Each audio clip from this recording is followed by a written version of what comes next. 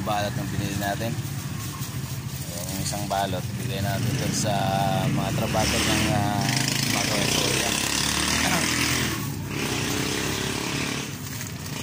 Ano, sarap po. Malunggay pandesal. Paano ka?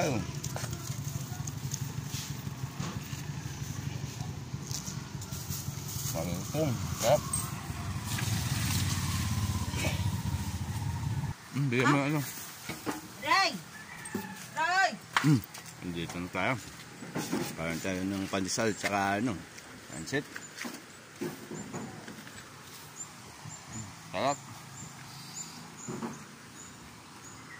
Dito kami kumukuha ng sapal ng soya.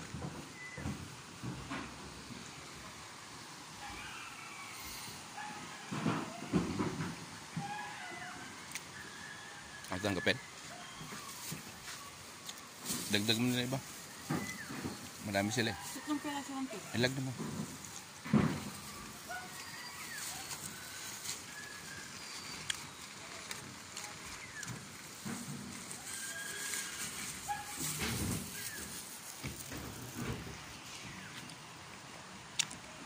Ilan dry? Wala pa. Kape na lang.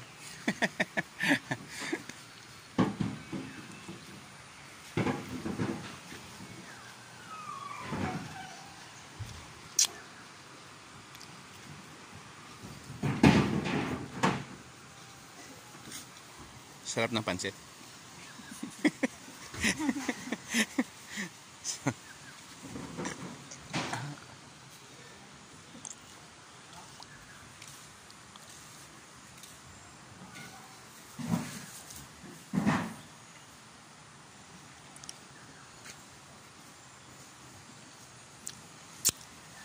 So yun.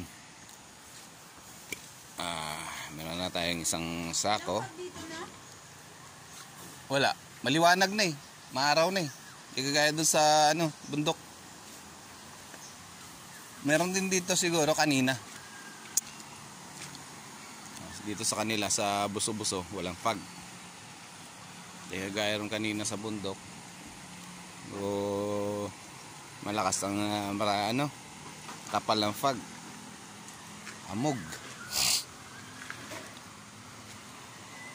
Itong ilog na to dati gulayan to. May mga nakatanim na ano nga tawag doon, kangkong tsaka gabi, sitaw. Pero ngayon ito na itsura. So inanog na ng baha. Magtatanim sila, mga summer na naman, magtatanim na naman sila ng ano, gulay dyan. Yun. Pero pag tag-ulan, wala na naman.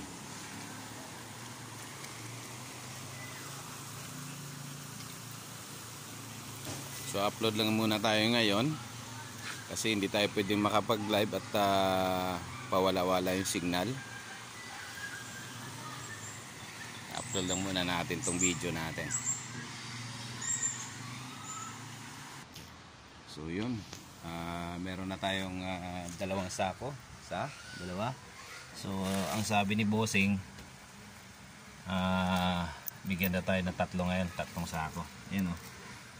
Yan yung pinapakain natin sa baboy. Yan yung sapal ng soya. So mas sustansya to kaysa sa ibang pagkain.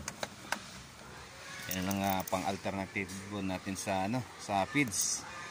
Kasi kung magre-rely tayo sa feeds, masyadong mahal ang feeds ngayon.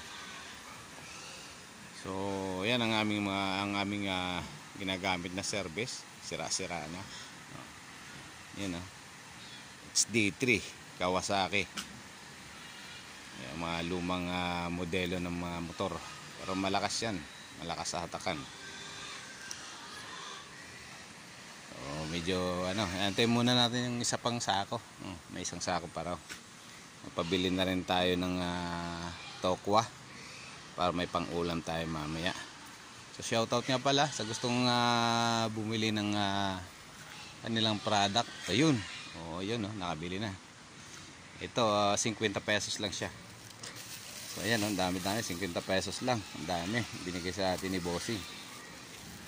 O sino mga gustong bumili dyan, shout out.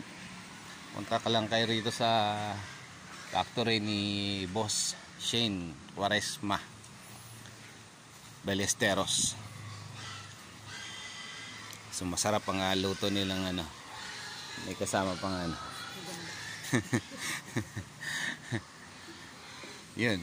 Nagawa ako din yung isang diretso lang. So, sinong gustong bumili, punta lang kayo rito sa Buso-Buso, Antipolo. So, sakop pa to ng Barangay San Jose. Actually, sitio Purok ano siya? Purok Bulati, sitio Buso-Buso. No? Sitio Buso-Buso, Barangay San Jose, Antipolo City. So ito pinaka-dead end ito ng kalsada ng Malaking Parang ng Buso-Buso. Pinakadulo yan. So ito pinaka-dead end nyo yan. Pinaka ano yan, ilog na. Huwag lang kayong dediretso kasi ilog na yon. So yun, sino gustong bumili, punta lang kayo rito. So yun, 3 sako na. So let's go sago.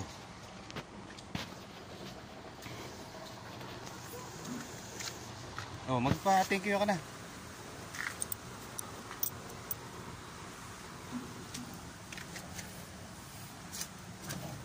Yun, papasalamat Salamat na sa 3 sako. Okay. Ayan na. So yun, takbo na tayo. Wala, hindi ko pa tapos. Ay, may ganito ano yan?